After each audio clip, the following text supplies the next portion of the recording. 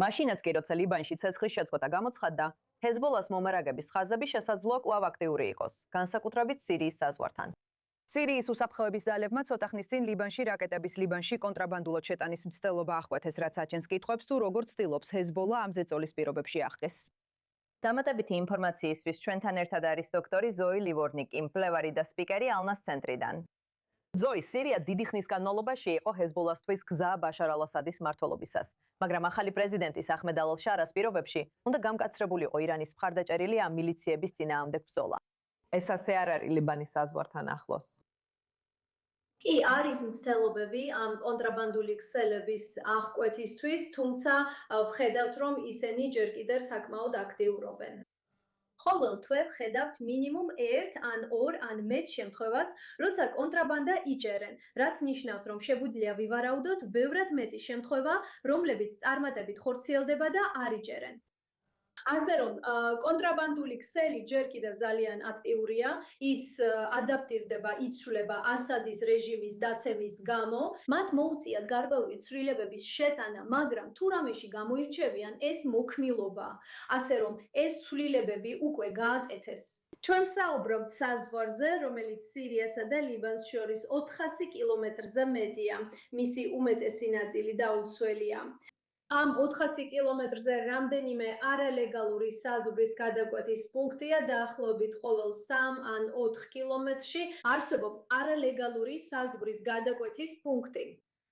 ძალიან რთულია თითოეული ესეთი არალეგალური საზღვრის გადაკვეთის შეჩერება. ისინი ცდილობენ ამის გაკეთებას, მაგრამ ყოველი დაბლოკილის შემდეგ ძალიან მარტივად ახერხებენ ახლის გახსნას. ამ საზღვრის რელიეფის სირთულე ძალიან კარგ პირობებს ქმნის კონტრაბანდისტებისთვის. და მათ შეძლეს გაებრძელებინათ და შეინარჩუნებინათ ლოგისტიკური მომარაგების გადაზიდვები ამ კორიდორით.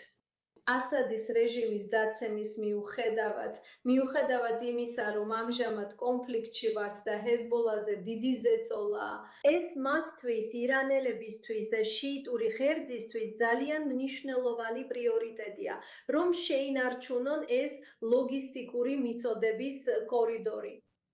ამიტომ ისინი ყველაფერს აკეთებენ, რომ ეს გააგრძელონ. მაშ რამდენად მნიშვნელოვანი იქნება ამ საზღვრის დაცვა, თუ ლიბანსა და ისრაელს შორის ზავი მართლაც გაგრძელდება? ანუ რა უნდა გაკეთდეს, რომ ჰეზბოლას სირიის გავლით ხელახალი შეიარაღება შეაჩერონ?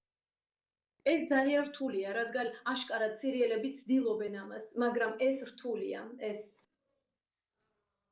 რთული პროცესია და ქვეყნისთვის, რომელიც ამდენ გამოწვევას უმკლავდება, სირიის მსგავსად, რომელსაც არ აქვს ეფექტური უსაფრთხოების ოპერაციები და ძალები, რომლებსაც შეუძლიათ მთელი ეს საზღვარი გააკონტროლონ. ალბათ დიდი დრო დასჭირდება, სანამ ისინი შეძლებენ შესაბამისი ცვლილებების გატარებას ამ საზღვრის დასაცავად. თუ საერთოდ შეძლებენ, ეს ყოველთვის გამოწვევა იქნება. ეს გამოწვევა იქნებოდა იმ ქვეყნისთვისაც კი, რომელსაც ყველა უპირატესობა აქვს და აქვს შიდა უსაფრთხოების მექანიზმები და საზღვრის კონტროლი. თუ სირია თავად ვერ შეძლებს ამ საქმეს, მიიღებს კი ის დახმარებას გარედან. არა ისრაელისგან, არამედ მაგალითად შეერთებული შტატებისგან ან სხვა საერთაშორისო ორგანიზაციებისგან. შეერთებულმა შტატებმა სულ ახლახან მთლიანად გაიყვანა თავისი ძალები და არ აინტერესებს მათი დაბრუნება სირიაში. ჩვენ ალბათ ვამჯობინებდით, რომ თურქეთი ან რუსები არ ყოფილიყვნენ ამ პროცესის ნაწილი, მიუხედავად იმისა, რომ ორივეს ამჟამად სირიაში აქვთ ყოფნა.